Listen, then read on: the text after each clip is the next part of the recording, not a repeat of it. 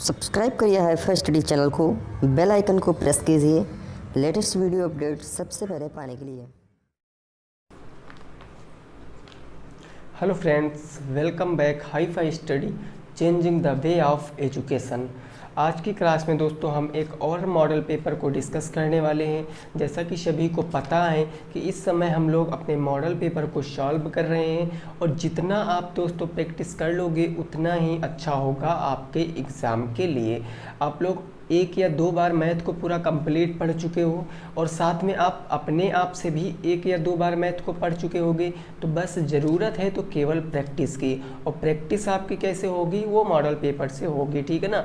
तो वीडियो को अंत तक वॉच करना। जो नए साथी हैं हमारे, वो चैनल को सब्सक्राइब कर सकते हैं, वीडियो को लाइक कर सकते हैं। शुरुआत करेंगे आपके पहले प्रश्न से। तो पहला प्रश्न आपका यहाँ पर लिखा हुआ है कि √12/121 का मान बताओ, क्वेश्चन नंबर 1। और क्वेश्चन नंबर 2 है आपका कि 9√6/3√2 का मान क्या होगा। इन दोनों प्रश्नों का उत्तर आपको बताना है। ये आपके घातांक एवं करड़ी चैप्टर के क्वेश्चन हो जाते हैं, ठीक है ना भाई। √12/121 और वहाँ पर है 9√6/3√2। तो अब देखो इस प्रश्न को दोस्तों हम कैसे लगा सकते हैं, क्या हमारी अप्रोच हो सकती है इस क्वेश्चन में। तो हमने लिख दिया ये स्क्वायर रूट, अंडर रूट लगा दिया। अब मैं 12 को क्या कह सकता हूँ, मैं 12 को 4 × 3 कह सकता हूँ। मैंने 12 को 4 × 3 कह लिया, बटे मैं 121 को 11 × 11 कह सकता हूँ।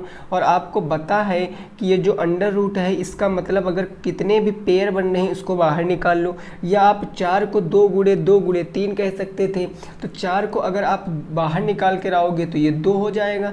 √3 का पेयर नहीं बन रहा है तो √3 एज इट इज़ रहेगा। 11 का पेयर बन रहा है तो 11 हमारा ऐसे आ जाएगा, 2√3/11 क्या आ जाएगा, उत्तर आ जाएगा पहले क्वेश्चन का। बिल्कुल सिंपल सा प्रश्न था।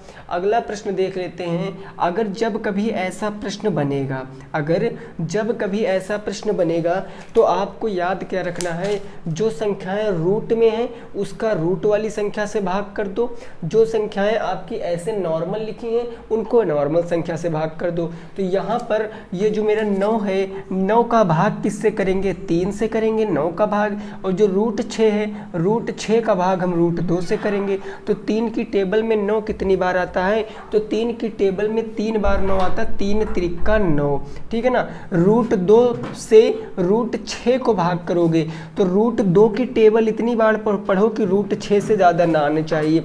अब आप सिंपल सा लॉजिक यहाँ पर समझिए, रूट को आप कुछ समय के लिए भूल जाइए, आप 2 की टेबल पढ़ो कि 3 आना चाहिए। तो 2 3 कितना होता है, 2 3 कितना होता है, 6 होता है। 6 लाना था, 2 3 6, चूंकि रूट था तो रूट में आ जाएगा, 3√3 आपका उत्तर आ जाएगा। बिल्कुल सिंपल सा प्रश्न था, 3√3 आपका राइट आंसर होगा। ये दोस्तों आपके नॉर्मल से प्रश्न थे। मॉडल पेपर में मेरी कोशिश यही रहती है कि लगभग में मैं आपको सभी चैप्टरों से क्वेश्चन करा सकूं।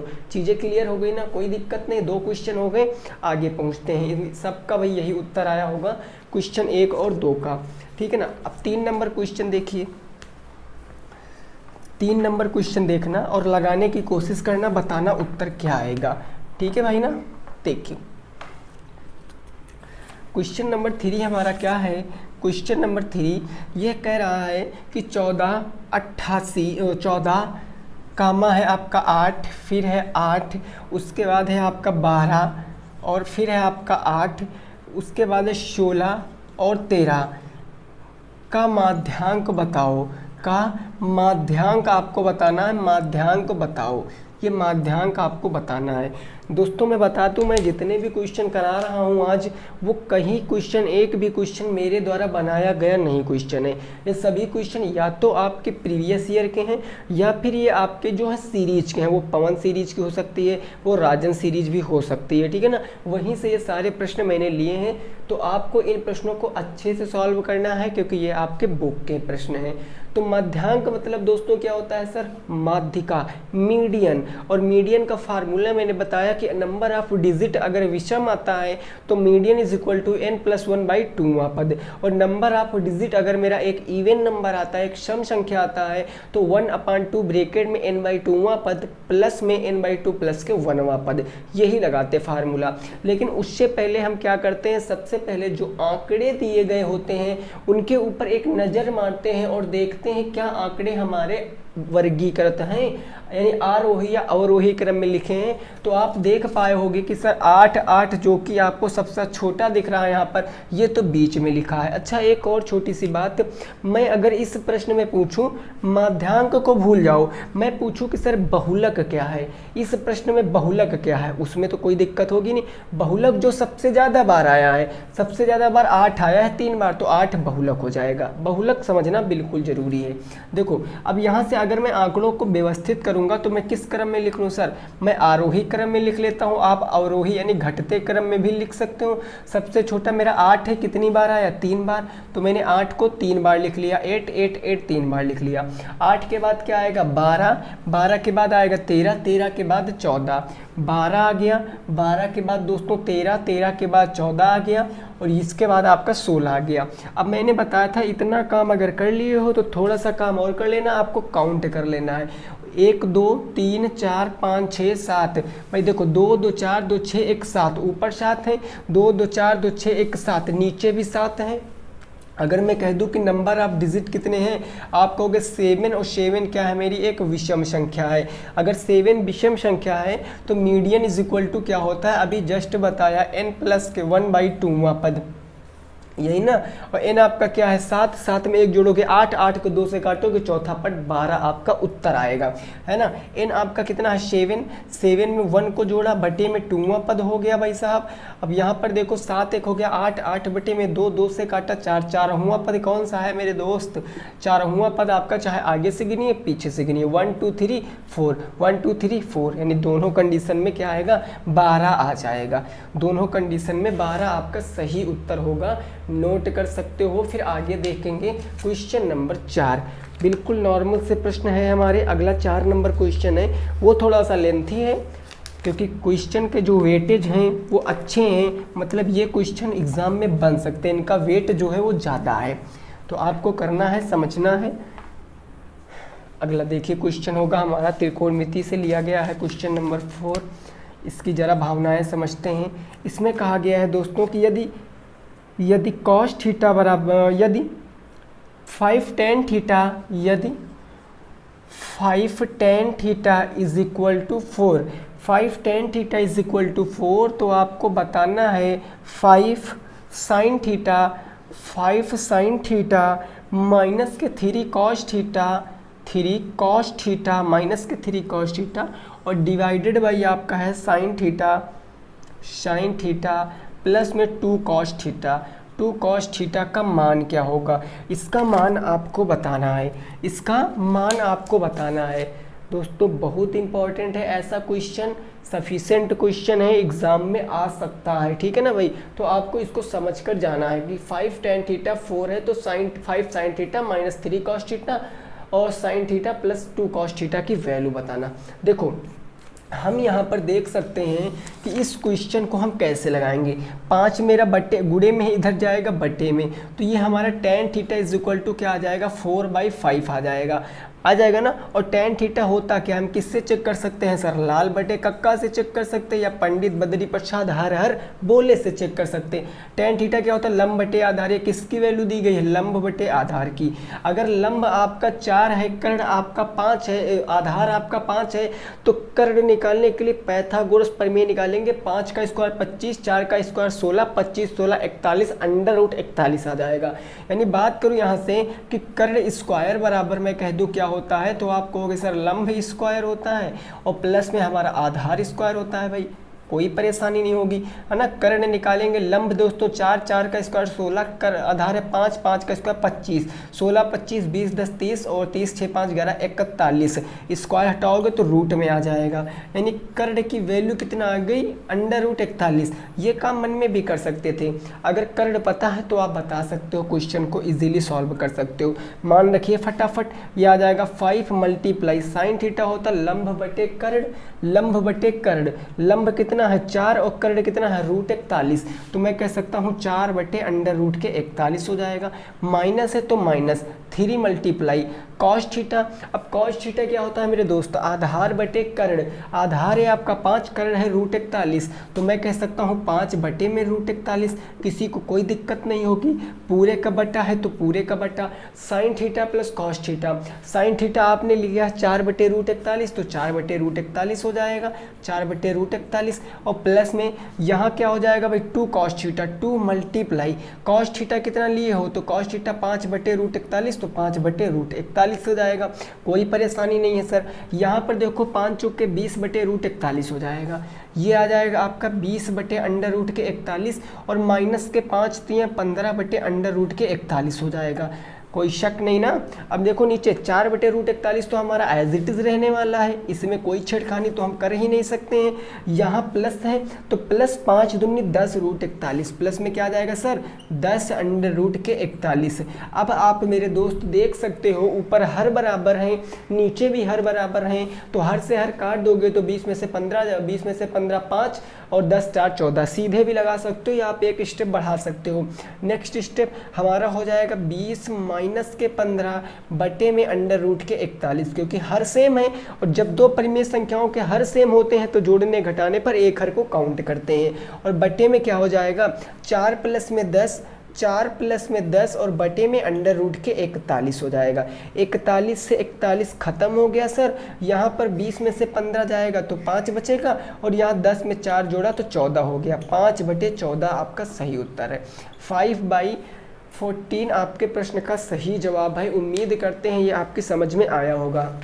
देखिए अब जरूरी नहीं कि पेपर में यही सब कुछ बन जाए, यहाँ हो सकता है साइन थीटा दे दे, यहाँ आपसे टैन थीटा और कॉट थीटा पूछ ले, हो सकता है यहाँ पर आपको कॉट थीटा दे दे, यहाँ पर आपसे कॉस और सेक थीटा पूछ ले, कुछ भी पूछ ले दोस्तों। अगर आपका रेशियो क्लियर है, अगर आपका ये पूरा कंसेप्ट कैलकुलेशन सही है, तो आपका उत्तर एकदम 100% करेक्ट आएगा, उसमें कोई नहीं काट सकता है, ठीक है ना, बिल्कुल नॉर्मल से होते हैं। क्लियर। खैर यहाँ तो फिर भी कुछ रूट में आ गया तो कई लोग डर गए होंगे कि रूट में आ गया, कभी कभी तो पाइथागोरस ट्रिपलेट आ जाते हैं कि सीधे 3 4 5 9 40 41, और यही सब ट्रिपलेट अधिकतर यूज होते हैं, जो मैंने आपको कई लेक्चरों में बता रखा है, त्रिकोणमिति मैंने पढ़ाया था। क्लियर ना। 4 नंबर क्वेश्चन समझ गए होंगे। आगे 5 नंबर क्वेश्चन है तो लगा के दिखाइए भाई साहब, 5 नंबर क्वेश्चन लगा के दिखाओ।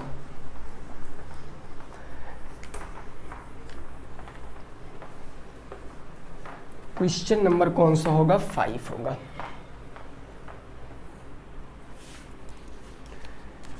ये हो गया क्वेश्चन नंबर 5। ये कह रहा है भाई कि यदि cos theta minus sine theta, यदि cos थीटा माइनस में sine theta is equal to 0 हो, तो आपसे पूछे है कि find the value of tan theta, कि tan थीटा की वैल्यू क्या होगी, मान क्या होगा, ये आपको बताना है। यदि cos theta minus sine theta बराबर 0, तो tan थीटा का मान बताना है। देखो एक बात बिल्कुल क्लियर रखना अच्छे से, मैं आपको थोड़ा सा बेसिक बताऊंगा, वैसे आता सबको होगा लेकिन मैं बताऊंगा। अगर माइनस में कोई नंबर लिखा है, कोई नंबर हो सकता है, माइनस में कुछ भी लेटर हो सकता है, नंबर हो सकता है, चर अचर कुछ भी हो सकता है, अगर बराबर के उसको उस तरफ ले जाते हैं तो वो प्लस हो जाता है, नो डाउट ना। अगर प्लस में कोई नंबर होता है बराबर की उस तरफ ले जाते हैं तो माइनस में हो जाता है, अगर गुणे में कोई नंबर होता है बराबर की उस तरफ ले जाते हैं तो बटे में हो जाता है, जिसको डिवाइड बोलते हैं। अगर डिवाइड में कोई नंबर होता है उसको बराबर की उस तरफ ले जाते हैं तो गुणे में हो जाता है। ये सारे कंसेप्ट दिमाग में चलते रहने चाहिए। अगर ये कंसेप्ट क्लियर है तो आंसर सीधे बताओगे कि कितना आएगा, 90/2 45 अंश आ जाएगा आपका उत्तर, ठीक है ना। देखो कैसे, हम कहते हैं कि सर अगर मैं इस क्वेश्चन को लगाऊंगा तो मैंने कॉस थीटा को इधर ही रोक लिया, मैंने कॉस थीटा से कहा भैया तुम इधर ही रुक जाओ, और साइन थीटा माइनस में तो उधर चले गए प्लस में। तो अगर किसी भी अगर जीरो में कुछ भी जोड़ दो, जीरो में कुछ भी जोड़ दो, मान नहीं बदलता, वही ही रहता। तो मैं क्या कह सकता हूँ कि ये हमारा हो जाए कॉस थीटा बराबर में साइन थीटा, कॉस थीटा बराबर में साइन थीटा। अच्छा मेरे दोस्त एक बात बताओ, हमने बताया था, हमने आपको बेसिक बातें बताई थी जब बताया था कि sine theta is equal to क्या होता है। साइन थीटा को मैं कॉस 90 अंश माइनस थीटा नहीं बोल सकता था, बोलो, मैं साइन थीटा को कॉस 90 अंश माइनस थीटा बोल सकता था कि नहीं बोल सकता था। तो यहाँ पर भी बोलूँगा, जहाँ साइन थीटा है ना वहाँ पर मैं कॉस 90 अंश माइनस थीटा लिखूँगा। इसका कारण भी मैंने साइड में लिख दिया है। तो कॉस थीटा तो इधर ऐसे रहेगा, साइन थीटा को मैं क्या कह सकता हूँ, कॉस 90 अंश माइनस के थीटा। अब कॉस से कॉस खत्म, इधर बचा थीटा, उधर बचा आपका 90 माइनस के थीटा, माइनस का थीटा इधर ले आओगे तो प्लस में थीटा। तो ये 2 थीटा बराबर के भैया 90 बच गया। तो थीटा बराबर के 90 बटे में 2, 2 से काटा 45 अंश, यानी जो आपका थीटा था, जो एंगल था वो कितने डिग्री है भाई, 45 डिग्री। जो एंगल था कितने डिग्री, 45 डिग्री। अगर एंगल 45 डिग्री है तो टेन थीटा क्या हो जाएगा, टेन थीटा में आप एंगल की वैल्यू रखोगे, यानी एंगल की वैल्यू रखोगे 45 डिग्री, और टेन 45 डिग्री का मान 1 होता है, क्योंकि साइन 45 डिग्री का मान 1/√2 और कॉस 45 डिग्री का मान 1/√2, 1/√2, 1/√2 कैंसिल हो जाते हैं, तो उत्तर आपका 1 हो जाता है, क्योंकि टेन थीटा वो इज इक्वल टू होता साइन थीटा बटे कॉस थीटा। ठीक है ना भाई। चलो देखिए, अगर आपकी त्रिकोणमिति जो है वो कमज़ोर है तो आप हाई-फाई स्टडी 2.0 पर जाके देख सकते हो। आपको मैथ एक क्लास 4 बजे मिल रही है, एक क्लास आपको 6 बजे मिल रही है, तो सारी क्लास क्यों नहीं देखते हो भाई साहब। और इस टाइम आपको देखो 7 बजे भी क्लास मिलेगी। आपकी तैयारी के लिए हम लोग जितना परेशान हैं उतना तो आप लोग नहीं परेशान हो, बट कोई नहीं भाई, आप अपना फ्यूचर खुद ही बना सकते हो। ठीक है ना। चलिए क्वेश्चन नंबर 6 देखेंगे। यहाँ से आंसर कितना आ गया, 1 आ गया है, 1 आ गया यहाँ से उत्तर भाई। अगला क्वेश्चन आप बताने की कोशिश करना। चलिए क्वेश्चन नंबर 6, प्रश्न संख्या 6 क्या कह रही है उसको ज़रा सीखेंगे हम लोग यहाँ पर, है ना। यहाँ तक की बात बिल्कुल क्लियर है, किसी को कोई डाउट नहीं। क्वेश्चन नंबर 6 ये कह रहा है कि एक लंबवृत्तीय बेलन का संपूर्ण पृष्ठ, एक लंबवृत्तीय बेलन का संपूर्ण पृष्ठ, बेलन का क्या मेरे दोस्त, संपूर्ण पृष्ठ। कौन सा पृष्ठ, संपूर्ण पृष्ठ कितना है, 400 सेंटीमीटर स्क्वायर है, सेंटीमीटर स्क्वायर है, 400 सेंटीमीटर स्क्वायर है। यदि त्रिज्या 2 सेंटीमीटर हो, यदि त्रिज्या क्या हो, 2 सेंटीमीटर हो, त्रिज्या आपकी 2 सेंटीमीटर हो, तो क्वेश्चन कहा गया है बेलन की ऊंचाई बताओ, बेलन की ऊंचाई बताओ। फटाफट तरीके से आपको बताना है बेलन की ऊंचाई क्या होगी, बेलन की ऊंचाई ज्ञात करो। ठीक है ना भाई। इस क्वेश्चन को लगाने का प्रयास कीजिए, इस क्वेश्चन को लगाने का प्रयास कीजिए। एक लंबवर्तीय बेलन है, बेलन कैसे होता है आपको पता है, बेलन कैसे होता है आपको पता नहीं पता, आइए थोड़ा सा समझ लेते हैं, थोड़ा सा समझ लेते हैं भाई। बेलन ये हमारा ऐसे होता है, बेलन ये होता है हमारा बेलन, क्या होता है सर, बेलन ऐसे होता है ना। आपको पता है ये सेंटर ये हो जाती हैं 2 रेडियस, ये 2 रेडियस, ये होता है ऊंचाई, ये क्या होता है ऊंचाई, और यही ऊंचाई आपको बताना है। रेडियस आपको दी गई, सॉरी त्रिज्या आपको दी गई कितनी, 2 सेंटीमीटर, त्रिज्या दी गई आपको 2 सेंटीमीटर, हाइट आपको बताना है, और संपूर्ण पृष्ठ दिया है। अब जरा मेरे को फटाफट कमेंट में बताओगे क्या कि बेलन का संपूर्ण पृष्ठ क्या होता है, हमको कमेंट में बताओ कि बेलन का संपूर्ण पृष्ठ क्या होता है। हमने बताया था कि बेलन का संपूर्ण पृष्ठ क्या होगा, 2πr ब्रैकेट में h प्लस के r, ये बोला था ना, 2πr ब्रैकेट में h प्लस के r, यही क्या होता है, संपूर्ण पृष्ठ होता है। आपको क्लियर एकदम पता होना चाहिए सब बातें। तो मैं कह सकता हूँ कि सर हमें जो बेलन का संपूर्ण पृष्ठ दिया है, बेलन का संपूर्ण पृष्ठ दिया है, कौन सा पृष्ठ? संपूर्ण पृष्ठ। ये संपूर्ण पृष्ठ इज इक्वल टू होता कितना है? 2 पाई आर ब्रैकेट में h प्लस में r, यही ना होता है। और इसकी मेरे को वैल्यू दे रखे हैं कितनी? 400। भाई देखो दोनों आपके पृष्ठीय क्षेत्रफल हैं, पृष्ठीय क्षेत्रफल ये भी है, पृष्ठीय क्षेत्रफल ये भी है, तो आपस में इक्वल तो होंगे ही होंगे। अब r आपको दिया गया, रेडियस त्रिज्या आपको दिया गया है 2 सेंटीमीटर, तो जहाँ पर त्रिज्या, जहाँ पर r है ना, वहाँ पर आपको 2 सेंटीमीटर रखना है। तो आप कह सकते हो सर 2 पाई r की वैल्यू मैं कह सकता हूँ 22/7 गुणे त्रिज्या कितनी है? 2, तो ये हो गया 2 ब्रैकेट में h आपको बताना है, त्रिज्या आपकी हो गई 2 और बराबर के दोस्तों कितना हो गया? 400 हो गया। अब क्या सॉल्व कर सकते हो इसको? आप कहोगे हाँ सर हम बिल्कुल कर सकते हैं, मैंने 2 से काट दिया सर 200 बार में, कोई परेशानी नहीं।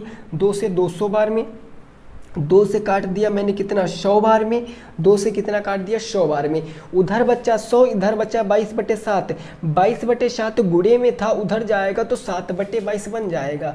यानी इस तरफ आपका बच गया l प्लस में 2 और उधर आपका बचा था 100। ये 22/7 उधर जाएगा, ये ऐसे उधर जाएगा तो ये पलट जाएगा, ये ऐसे हो जाएगा, अंश हर अंश बन जाएगा। यानी ये क्या आ जाएगा? 7 में दोस्तों आपका 22 आ जाएगा। अब क्या आप इसे सॉल्व कर सकते हो? आप कहोगे हाँ सर मैं इजीली इसे सॉल्व कर सकता हूँ। ये चला जाएगा 11 पर, ये चला जाएगा 50 पर, 7×5 35, 350 बटे में आपका आ गया 11। 11 से डिवाइड कर देते हैं, 11×3 33, 33 कितना बचा? 2 बच गया ना, 20 हो गया। 11 एक कम 11, 8 बच गया, 80 हो गया। 11 शते 77 है ना।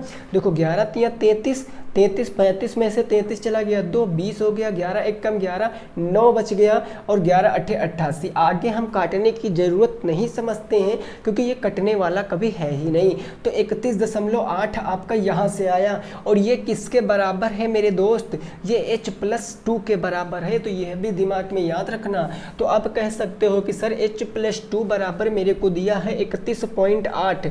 31.8 h की वैल्यू बताना, हाइट की वैल्यू बताना, तो 2 प्लस में इधर माइनस में भगा दो उसे, तो ये हो जाएगा 31.8 माइनस के आपका 2 हो जाएगा। तो यहाँ से कितना आ जाएगा? 31 में से 2 घटाओगे तो 29, 29 2 31, 29.8 सेंटीमीटर आपका सही जवाब होगा। 29.8 सेंटीमीटर सही जवाब होगा, नोट कर सकते हो।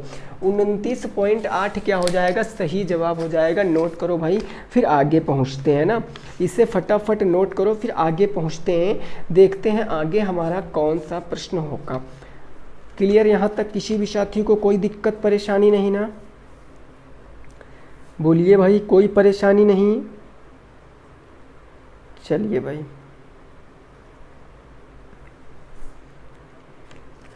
अगला देखिए क्वेश्चन नंबर 7। इसमें आपको एक चित्र दिखाया गया है, इसमें आपको एक चित्र दिखाया गया और सीधे वैल्यू पूछी है कि लंबवर्ती शंकु का वक्र पृष्ठ क्या होगा, ये आपसे पूछे।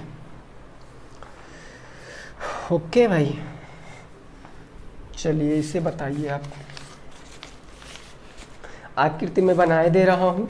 ये आपकी दी गई है जोकर की टोपी भाई साहब, ये हो गई जोकर की टोपी। ये आपका दिया गया है ऊंचाई, सेंटर से ये हो गई ऊंचाई। क्लियर?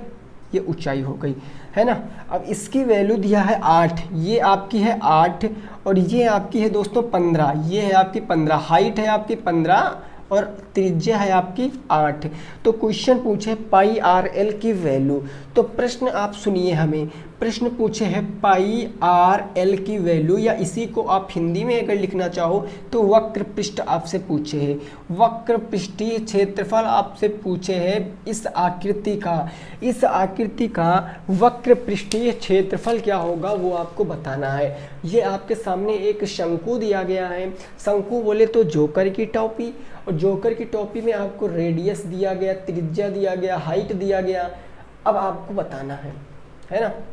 देखो भाई, हमने बताया था कि ये क्या होता है, ये जो होता है इधर इस साइड को बोलते हैं मेरे दोस्त तिर्यक ऊंचाई, इस साइड को क्या बोलते हैं, तिर्यक ऊंचाई। और तिर्यक ऊंचाई को किससे डिनोट करते हैं, किससे रिप्रेजेंट करते हैं, एल से हम लोग रिप्रेजेंट करते हैं, ठीक है ना भाई।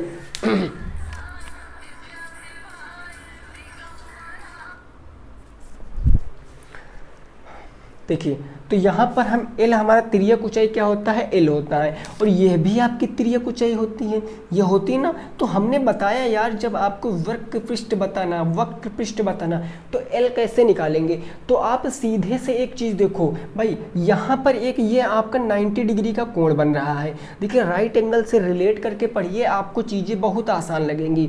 ये राइट एंगल का ट्रायंगल बन रहा है, हमने कह दिया कि इसके अंदर एक राइट एंगल ट्रायंगल बन रहा है, जिसमें हमारा ये कोण क्या है, 90 अंश है, ये कोण 90 अंश। तो ये भुजा आपको 8 दी है, ये भुजा आपको 15 दी है। अरे तो भैया क्या इसका नहीं बता सकते हो कि ये कितना होगा, कर्ण कितना होगा। इससे लिखा है इसका स्क्वायर, 15 का स्क्वायर 225, 8 का स्क्वायर 64। इसका क्या कर देंगे, अंडर रूट कर देंगे, क्योंकि आपको पता है कि कर्ण स्क्वायर बराबर लंब स्क्वायर प्लस आधार स्क्वायर, तो एज इज इतना ही आएगा। 225 में जोड़ोगे 5 4 9, 6 2 हो गया 8, 289 कितना आ गया, 289। और 289 का अंडर रूट निकालोगे तो 17 आएगा, क्योंकि 8 15 17 क्या होता है, एक ट्रिपलेट होता है, तो 17 आ जाएगा, ठीक है ना। आप देख सकते हो 17 से काटोगे तो 17 एकम 17 कितना बच गया भाई, कितना बच गया, 17 एकम 17 और 17 10 27 11 17 17 119, यानी कि कर्ण कितना आ जाएगा, 17। इसकी वैल्यू आ गई 17, यानी जो अब इसकी वैल्यू पता है, ये क्या आया मेरे दोस्त, ये एल आया। तो एल की वैल्यू मेरे को पता हो गई कि सर 17 सेंटीमीटर एल की वैल्यू है। वैसे इसमें सब में सेंटीमीटर है, ठीक है ना, सब में सेंटीमीटर है, आपका जो मात्रक है वो सेंटीमीटर है, 17 सेंटीमीटर। अब जब वो 17 सेंटीमीटर आ गया तो हम इसमें वैल्यू निकाल कर फटाक से बता सकते हैं, क्योंकि त्रिज्या आपको पता है। तो अगर मैं बताऊं कि 22/7 मेरा 6 वो हो जाएगा रेडियस, सॉरी पाई आर की वैल्यू, और त्रिज्या 8 दी है तो त्रिज्या 8 हो जाएगा।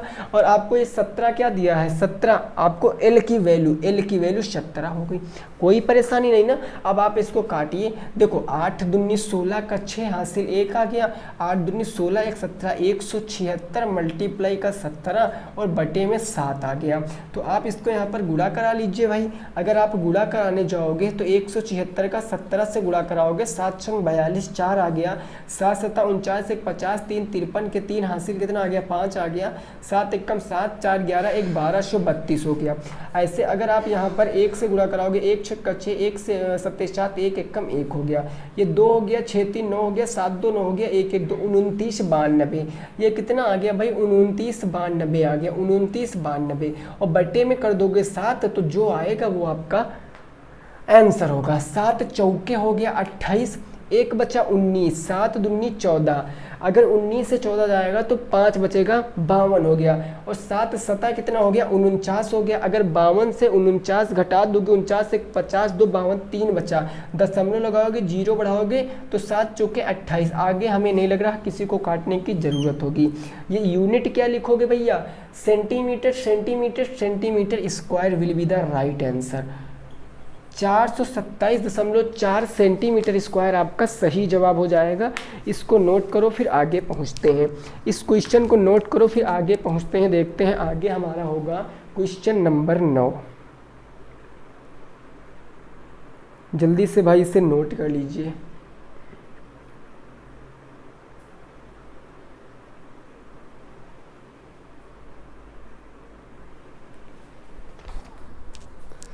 चलिए नेक्स्ट अगला क्वेश्चन देखते हैं। क्वेश्चन नंबर नेक्स्ट, ये यहाँ तक की बात क्लियर है ना, किसी भी साथी को कोई दिक्कत नहीं होगी।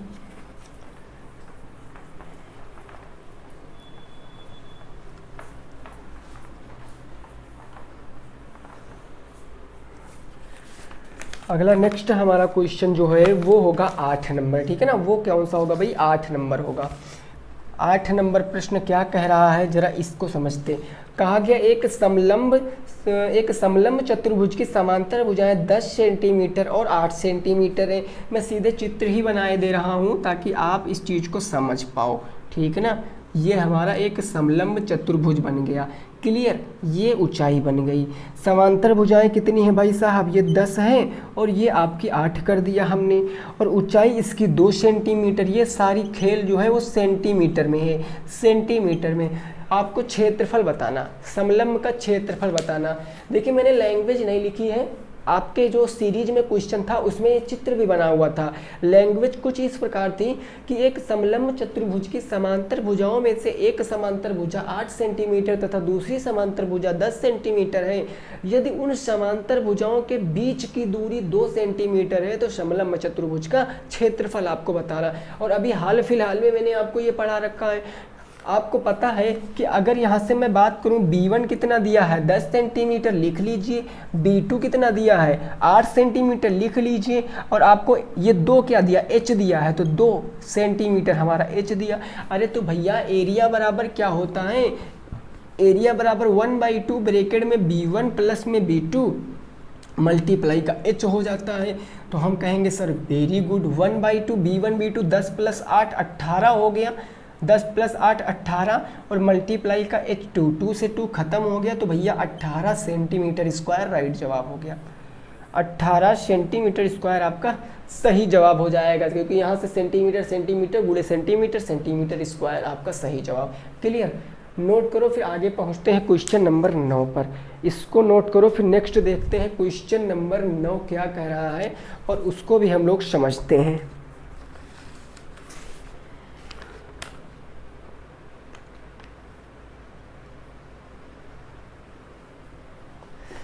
अगला क्वेश्चन लगाओ। देखिए ये क्वेश्चन अगर आप देखोगे भाई तो आपके बुक में क्वेश्चन आपको बिल्कुल इजी ही मिलेंगे, ज़्यादा डिफ़िकल्ट क्वेश्चन नहीं है, इजी ही क्वेश्चन है। लेकिन अगर आप समझे हो चीज़ों को तब आप सारे प्रश्न लगा पाओगे, अदरवाइज़ नहीं लगा पाओगे। क्योंकि मैंने इतनी क्लासें आपको दी हैं कि अगर आपने रेगुलर अटेंड किया, बेमन से अगर पढ़े हो ना भाई साहब, बेमन से, जिसको बोलते हैं बिना मन के अगर पढ़े हो, तब भी आप आराम से 20+ नंबर ले आओगे पेपर में। बस आखिरी तक बने रहना, जहाँ तक आपने 4 सेमेस्टर में हम लोगों के साथ रहे, वैसे आप अभी थोड़े दिन और रहिए, ठीक है ना। बाकी फिर आगे देखा जाएगा, टेट में हम लोग और मेहनत करेंगे, आप लोगों के साथ साथ हम भी मेहनत करेंगे। क्वेश्चन नंबर कौन सा होने वाला है सर, 9 नंबर। एक आपका वृत्त है, एक वृत्त का दोस्तों क्या दिया है, व्यास डायमीटर दिया है। एक वृत्त का व्यास 11 सेंटीमीटर है। तो आपसे पूछा है कि आपको परिधि बताना है वृत्त की परिधि आपको बताना है। भाई साहब इससे आसान क्वेश्चन क्या कोई बन सकता है, नहीं बन सकता। क्योंकि वृत्त कैसे बनता है भाई, वृत्त ऐसे बनता है ना, ये आपका वृत्त ऐसे बनता है कि नहीं बनता है, बोलो ऐसे बनता है ना वृत्त। बीचों बीच में आपका सेंटर होता है जिसे C से डिनोट करते हैं, C से हम रिप्रेजेंट करते हैं, प्रदर्शित करते हैं। अगर ये आपका क्या होता है, ये आपका त्रिज्या होता है, इसे बोलते हैं हम त्रिज्या बोलते हैं, ठीक है ना, इसे हम बोलते हैं त्रिज्या। और भैया जब इसको भी मिला देंगे ना, इसको भी मिला देंगे तो इस पूरी दूरी को अपन व्यास बोलते हैं, इस पूरी दूरी को व्यास बोलते हैं। और आपको ये चीज़ बिल्कुल पता होगी कि ऐसी दो त्रिज्याएं जो सेंटर से होकर गुजरती हैं वो व्यास कहलाता। यानी जो व्यास होगा ना ये 2 त्रिज्याओं से मिलकर बना होगा, यानी त्रिज्या प्लस में त्रिज्या से मिलकर क्या बना होगा, व्यास बना होगा।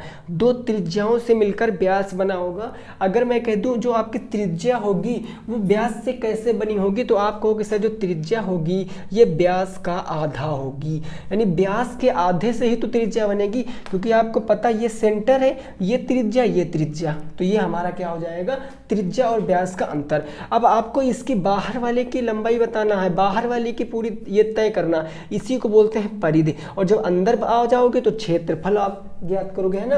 तो यहां से मैं बात कर लूं कि अगर मैं परिधि की बात करता हूं कि परिधि क्या होती है, वृत्त की परिधि क्या होती है, तो भैया सभी लोगों को पता है वृत्त की परिधि 2πr होती है।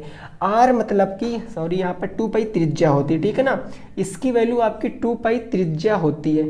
अगर त्रिज्या की मैं वैल्यू पूछूं, अगर मैं पूछूं त्रिज्या की वैल्यू कितनी है, तो आप कहोगे सर त्रिज्या की वैल्यू नहीं पता। बोलो कहीं पता है? ये तो व्यास पता, डायमीटर पता, तो त्रिज्या कैसे पता चलेगा? त्रिज्या पता करने के लिए हम क्या करेंगे, त्रिज्या बराबर मेरा क्या होता है, व्यास बटे में 2 होता है। व्यास बटे में 2, व्यास भाई साहब 11 बटे 2 करोगे तो 5.5 आएगा। 5.5 आपकी त्रिज्या आएगी। तो यहाँ से आप रखिए 2 गुणे पाई आर की वैल्यू 22 बटे में 7, कोई दिक्कत नहीं सर। त्रिज्या व्यास का आधा, 11 का आधा 5.5, तो 5.5 क्लियर। अब इसको आप सॉल्व करिए। 22 दूना हो गया 44, 44 गुणे हो गया 5.5 और बटे में आपका हो गया 7।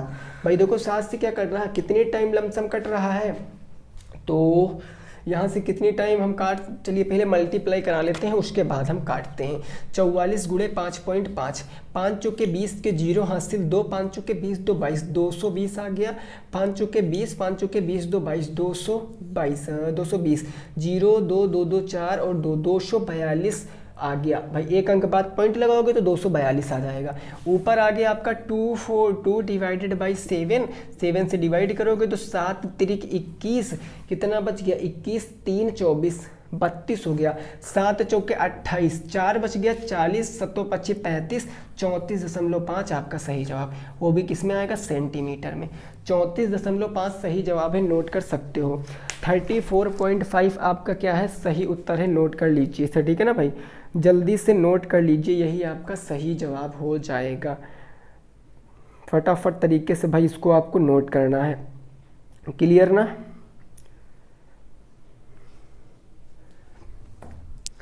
चलिए नेक्स्ट अगला देखेंगे, क्वेश्चन नंबर 10। क्वेश्चन नंबर 10, यहाँ तक की बात हर एक स्टूडेंट की समझ में आ चुकी होगी।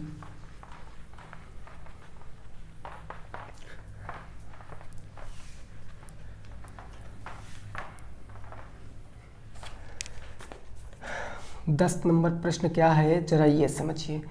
10 नंबर प्रश्न है कि 2 अंकों की एक संख्या अपने अंकों के अंतर की 2 गुनी है। 2 अंकों की एक संख्या अंकों के अंतर की 2 गुनी है, ठीक है। 2 अंकों की एक संख्या, इस क्वेश्चन को मैं पूरा लिखता हूँ तो थोड़ा सा वेट करना।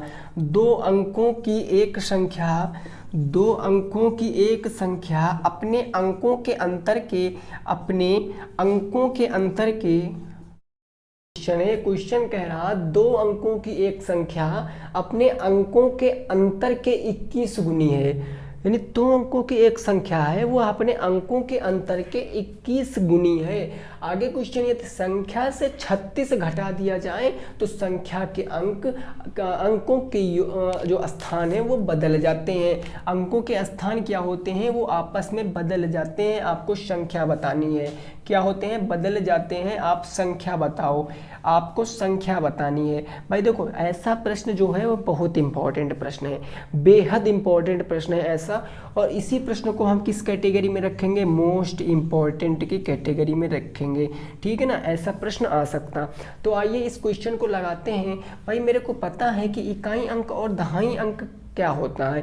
भाई कुछ नहीं पता है, जब इकाई अंक दहाई अंक नहीं पता है तो संख्या कैसे बता पाएंगे।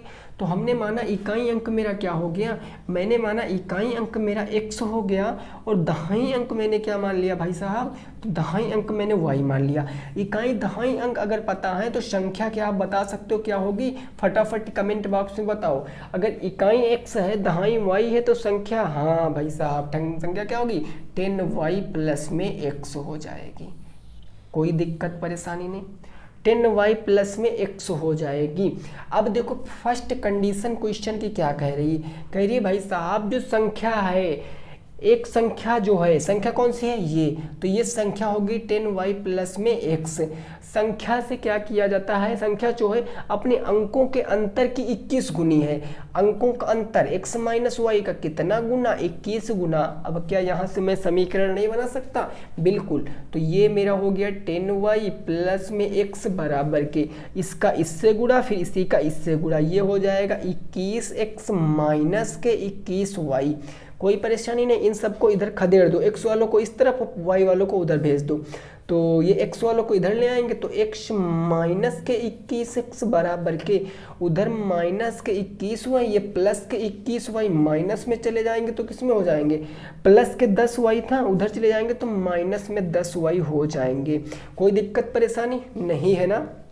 अब देखो सर यहाँ पर क्या करेंगे, माइनस के 21 और माइनस के 10y, भाई देखो ये आपका 10y प्लस में x था, 10y प्लस में x संख्या अपने अंकों के अंतर के 21 गुनी, तो 21 गुनी ये हो गया 21x, ये हो गया 21 माइनस के y, ठीक है ना। अब देखो हम इसको इधर भेजेंगे या हम इसको ऐसे कर सकते हैं, सबको एक तरफ ले आते हैं। तो इधर अगर x वालों को लाओगे भाई 10, ये 21x है भाई साहब, है ना, ये 21x है आपका, ठीक है ना। अब देखो 21x इधर माइनस में लाओगे तो इधर प्लस में हो जाएगा, यानी x प्लस में 21x हो जाएगा, यानी 22x सीधे कह सकते हैं। माइनस के 10y और प्लस के, देखो प्लस में आप माइनस का 21y था उधर जाएगा प्लस में 21y, तो प्लस में 21y आपका हो जाएगा। कोई परेशानी नहीं सर। ये कितना हो जाएगा 21 और ये कितना 22x बराबर के माइनस प्लस माइनस 11y, है ना, 11y। तो हम कह सकते हैं कि 11 एक कम 11, 11 दूना 22, y बराबर के 2x। भाई एक सेकंड में देख लेता हूँ आपको दिख रहा है कि नहीं दिख रहा है, ठीक है ना भाई। चलिए ठीक है, आपको दिख रहा है, समझ में आ रही है आपको हर एक चीज़ें। अब देखो यहाँ पर हमारा क्या आ गया कि y बराबर के कितना आ गया 2x आ गया, तो मैं लिख सकता हूँ y बराबर के 2x, समीकरण नंबर 1। कोई परेशानी नहीं है ना। अब हम y का मान किस में रख सकते हैं, या अभी मैं मान ना रखूँ तो ज़्यादा बेटर रहेगा। हम अब कहते हैं सेकंड कंडीशन क्वेश्चन की क्या कह रही है।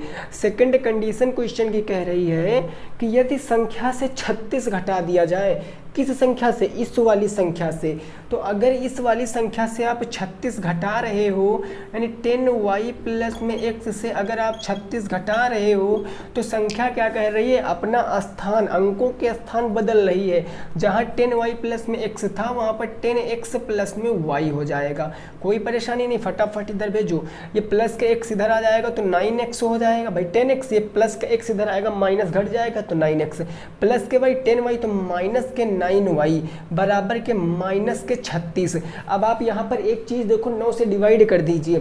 अगर आप समीकरण को 9 से डिवाइड करोगे तो 9 से 9 ये कट गया, 9 चौके 36 माइनस के 4 हो गया, यानी x माइनस के y बराबर माइनस के 4, समीकरण नंबर 2। आप अगर डिवाइड नहीं करते ना तब भी आपका यही उत्तर आता, सभी समीकरण 1 समीकरण 2 पता चल गया।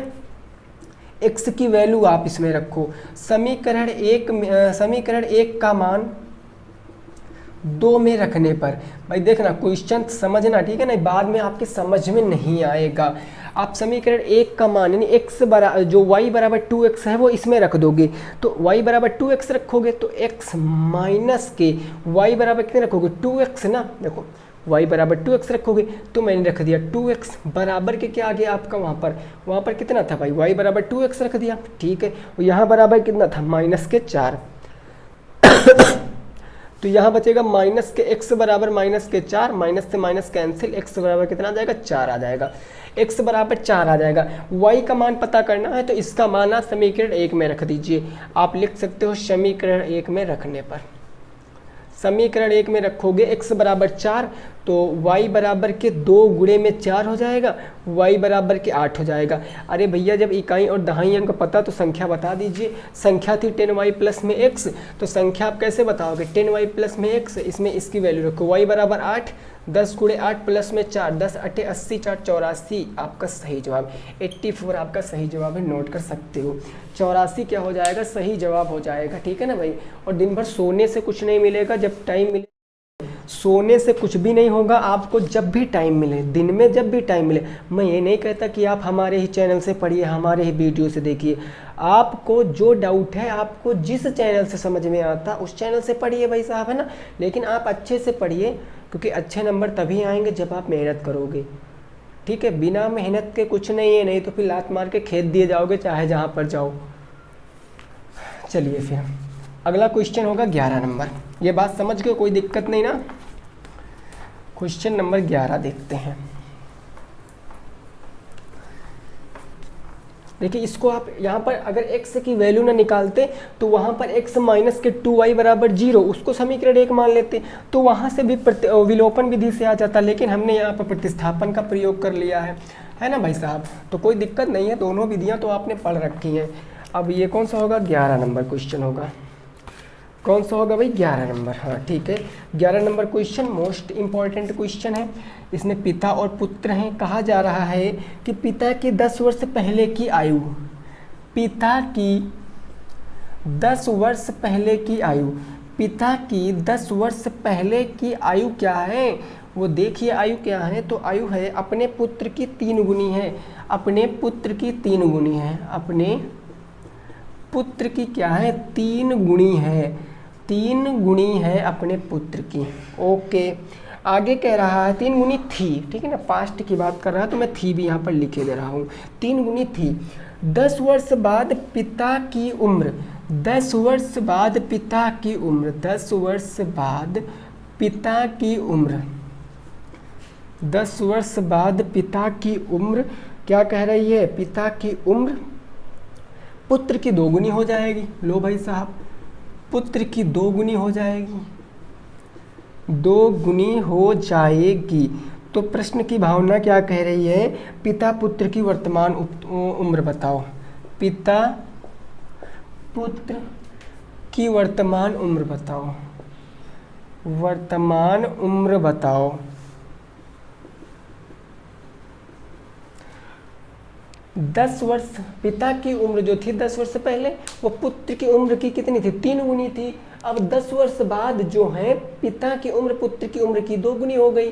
तो आपको पिता पुत्र की उम्र बतानी। एक कंसेप्ट याद रखो दिमाग में, ऐसा कंसेप्ट वो है कि ऐसा प्रश्न लगा लोगे, जब पहले की बात किया जाएगा तो दोनों को उतने में से घटा देंगे, जब बाद की बात किया जाएगा तो जितने भी पर्सन होंगे 2 3 5 8 जो भी, खैर यहाँ 2 हैं, जितने भी उतने हम जोड़ देंगे, क्योंकि भैया जितने साल मैं बड़ा होऊंगा उतने साल जो हमारे साथ व्यक्ति है वह भी तो बड़ा होगा। जितने साल पहले की मेरी बात की जाएगी उतने साल पहले की मेरे साथ जो पर्सन है, जो व्यक्ति है, उसकी भी तो बात की जाएगी। ये तो है नहीं कि हमसे पूछ लिया गया कि मैं 5 साल पहले इतना था तो मेरे पिताजी 5 साल बाद कितने रहे होंगे, ऐसा प्रश्न नहीं बन सकता है ना। प्रश्न का भी एक लेवल होता है। देखो यहाँ पर पिता और पुत्र की उम्र नहीं पता है, तो सपोज कर लेते हैं कि पिता हमारे 100 वर्ष के हैं, पिता हो गए 100 वर्ष के और पुत्र कितने हो गए, y वर्ष के हो गए, पुत्र हमारे y वर्ष के हो गए। अब क्वेश्चन कह रहा है कि 10 वर्ष पहले, अगर मैं पहली शर्त चलता हूँ क्वेश्चन की फर्स्ट कंडीशन, 10 वर्ष पहले x माइनस के 10 10 वर्ष पहले, तो y माइनस के 10 यह भी 10 वर्ष पहले।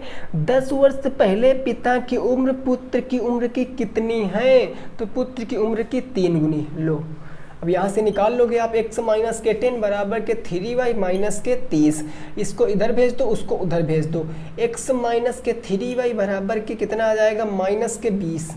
समीकरण 1 बनकर रेडी हो गया, इक्वेशन नंबर 1 बन गया। अब देखो सेकंड कंडीशन क्वेश्चन में क्या कह रही है, ये कह रही है कि 10 वर्ष बाद, चलो पहले था अब बाद में हो गया, x प्लस 10 और y प्लस में 10, 10 वर्ष पहले 10 वर्ष बाद जो पिता की उम्र है पुत्र की उम्र की कितने गुनी सर, 2 गुनी। तो जहां मैंने 3 गुना किया था अब 2 गुना कर दूंगा, तो ये हो जाएगा x प्लस में 10 बराबर के 2y प्लस में 10 दूनी 20, ये इधर आ जाएगा तो x माइनस के 2y बराबर के उधर चला जाएगा, यहाँ पे कितना हो जाएगा, 20 से 10 चला जाएगा भाई साहब, तो 10 बचेगा। समीकरण 2 x माइनस के 2y। अब आप मेरे दोस्त एक बात यहाँ से समझिए, ये आपका किस में है, यहाँ x गुणांक बराबर है ना, तो समीकरण 1 समीकरण 2 को क्या करेंगे, घटा लेंगे, क्योंकि चिन्ह विपरीत होंगे तब एक पद का विलोप होगा। हम लिख सकते हैं समीकरण 1 और 2 को घटाने पर, 1 और 2 को क्या करने पर, घटाने पर समीकरण 1 मेरा क्या था, x माइनस के 3y मैंने लिख लिया, x माइनस के 3y बराबर के माइनस के 20। दूसरा क्या था हमारा, x और माइनस के 2y बराबर में क्या था आपका 10 था। तो आइए दोस्तों इसको क्या करते हैं, घटाते हैं, घटाते वक्त नीचे के सारे चिन्ह बदल जाते हैं। तो ये तो भाई प्लस माइनस खत्म, माइनस के 3 प्लस के 2y माइनस के y बराबर के माइनस के 30, माइनस से माइनस कैंसिल, y की वैल्यू क्या आ गई, 30 आ गई। y की वैल्यू 30 आ गई, x की वैल्यू निकालने के लिए 1 में रख दो, 2 में रख दो, कहाँ भी रख दो। तो किस में रख दें, 2 में रख देते हैं, ज़्यादा इजी पड़ेगा। हम लिख सकते हैं समीकरण 2 में रखने पर, समीकरण 2 में रखने पर, समीकरण 2 मेरे दोस्त क्या था मेरे पास, x माइनस के 2y बराबर के 10, x माइनस के 2 मल्टीप्लाई y की वैल्यू रख दिया 30 बराबर के कितना था आपका 10 था। 30 दूनी 60, देखो भाई साहब 30 दूनी 60 माइनस में प्लस में, तो x बराबर के 70 वर्ष, और 70 वर्ष आप x किसको माने हो, x माने हो आप भाई साहब, तो वो किसकी उम्र माने हो, पिता की उम्र। पिता कितने वर्ष के हैं, 70 वर्ष के हैं। y की वैल्यू यहीं पर आ गई थी कि 30 वर्ष, 30 वर्ष कौन है, पुत्र है, पुत्र है 30 वर्ष और पिता है 70 वर्ष के। नोट करो, आगे पहुँचते हैं, नोट करो, फिर 12 नंबर क्वेश्चन देखते हैं ना, इसको फटाफट नोट करो, फिर क्वेश्चन नंबर 12 देखते हैं भाई। अभी क्या कह रहा क्वेश्चन, अभी 2 क्वेश्चन हैं आपके 12 और 13, क्लियर, समझ गए हो ना भाई। चलिए क्वेश्चन नंबर कौन सा होगा, वो होगा 12 नंबर, 12 नंबर प्रश्न। देखिए बहुविकल्पी कराने का कोई मतलब है नहीं, वो तो सभी को पता है, बहुविकल्पी क्वेश्चन क्या कराया जाए, वो तो एक दिन की मैराथन क्लास में रवन सर आपकी पूरी बहुविकल्पी का निचोड़ आपको दे देंगे, ठीक है ना। तो बहुविकल्पी तो भैया वही कराने वाले हैं, तो ये मत समझना सर 18 क्वेश्चन आते हैं, आप 12-13 कराते हो, रीज़न क्या है सभी को पता है। तो 12 नंबर क्वेश्चन क्या है, ज़रा इसको समझ लेते। ये वर्ग समीकरण से है हमारा, ये कह रहा 0.04 एक्स स्क्वायर माइनस के 0.025 बराबर के 0 को हल करो। इसको हल करना, देखिए उत्तर की जांच करने को नहीं बोला गया, अगर आपका मन है तो आप कर सकते हो, उसमें कोई दिक्कत वाली बात नहीं है। एक्स की वैल्यू निकालना है, निकाले सर, चलिए निकालते हैं इसकी वैल्यू भाई। 0.04 एक्स स्क्वायर माइनस के 125, और अभी सिखाया उधर जाएगा तो प्लस में, 0 प्लस में 0.25। अब 0 चाहे जिसमें जोड़ दो भैया, वो तो वही रहने वाला है, तो ये हो जाएगा एक्स स्क्वायर बराबर के 0.25। अब ये गुणे में उधर जाएगा बटे में, तो एक्स स्क्वायर बराबर क्या आ जाएगा 0.25 बटे में 0.04। अब देखो पॉइंट नीचे भी 2 अंक पहले लगा, ऊपर भी 2 अंक पहले, तो पॉइंट से पॉइंट खत्म, 25/4 आ जाएगा। एक्स स्क्वायर बराबर 25/4, तो एक्स बराबर स्क्वायर हटाएंगे तो रूट हटाएंगे, 25/4, 5/2 25/4, एक्स बराबर 5/2। ये प्लस में भी हो सकता, माइनस में भी हो सकता, एक्स बराबर +-5/2 आंसर है, नोट कर सकते हो। उत्तर की जांच करना चाहते हो तो कर सकते हो, पॉइंट में रख के यहाँ पर सॉल्व कर लेना, या सीधे ऐसे में ही सॉल्व कर लेना। जल्दी से नोट करो, फिर लास्ट प्रश्न देखते हैं आज का लास्ट, यानी क्वेश्चन नंबर 13, आज का लास्ट प्रश्न। क्लियर, कोई परेशानी नहीं ना, फटाफट तरीके से नोट करो, फिर लास्ट होगा। प्रश्न संख्या कौन सी होगी, 13 और लास्ट।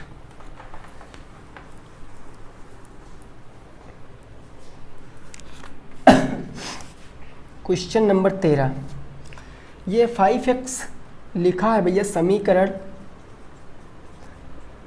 5x बराबर के y और है आपका 2x प्लस के y बराबर 7 में y का मान बताओ, y का मान बताओ। इस प्रश्न को लगाओ और बताओ क्या उत्तर आएगा, इस प्रश्न को लगाओ और बताओ क्या उत्तर आएगा फटाफट तरीके से, ठीक है ना भाई, फटाफट तरीके से बताओ क्या उत्तर आएगा इस प्रश्न का। समझ गए, कोई दिक्कत परेशानी तो नहीं ना, बोलो भाई, कोई दिक्कत परेशानी तो नहीं है। 5x बराबर y और 2x प्लस के y बराबर 7 में y का मान आपको बताना है।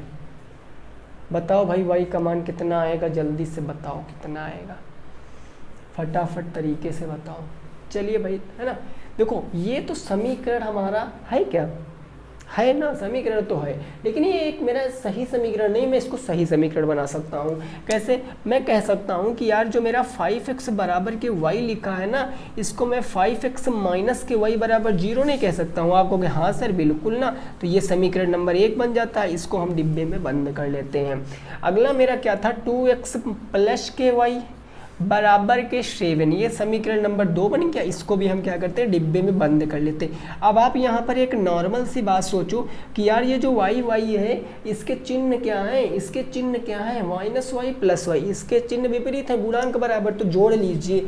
आप सीधे कहोगे समीकरण 1 में 2 को जोड़ने पर, समीकरण 1 में 2 को क्या करने पर, जोड़ने पर, इसको हम क्या करेंगे, जोड़ने पर, 1 में 2 को जोड़ने पर।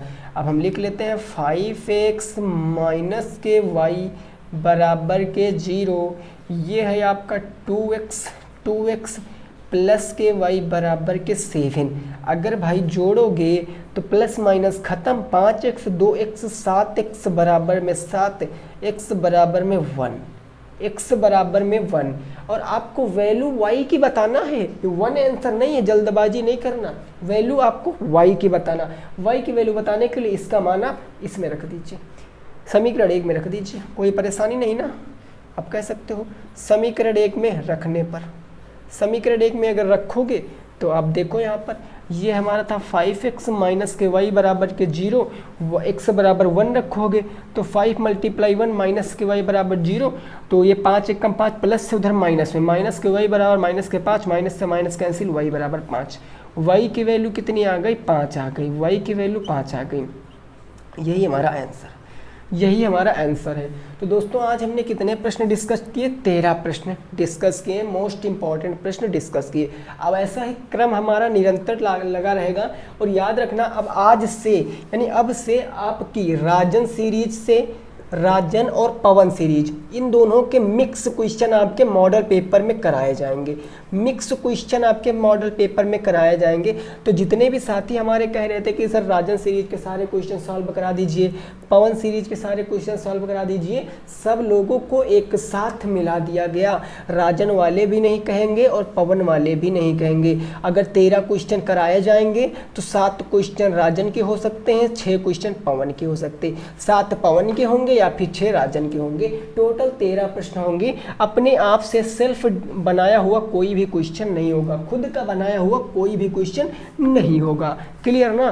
तो ये चीज़ बिल्कुल अच्छे से समझ लेना। रेगुलर 8 बजे आपको आना है, ज़बरदस्त तैयारी के लिए वीडियो को करना है लाइक, शेयर करना है, और चैनल को आप सब्सक्राइब करके बेल आइकन ज़रूर प्रेस कर लीजिए, क्योंकि नोटिफिकेशन आपके पास पहुंच जाए। ठीक है ना? अभी जल्द ही आपको मैराथन प्रोवाइड करी जाने लगेंगी, फिर इंग्लिश की हो, मैथ की हो, फिर किसी भी सब्जेक्ट की हो।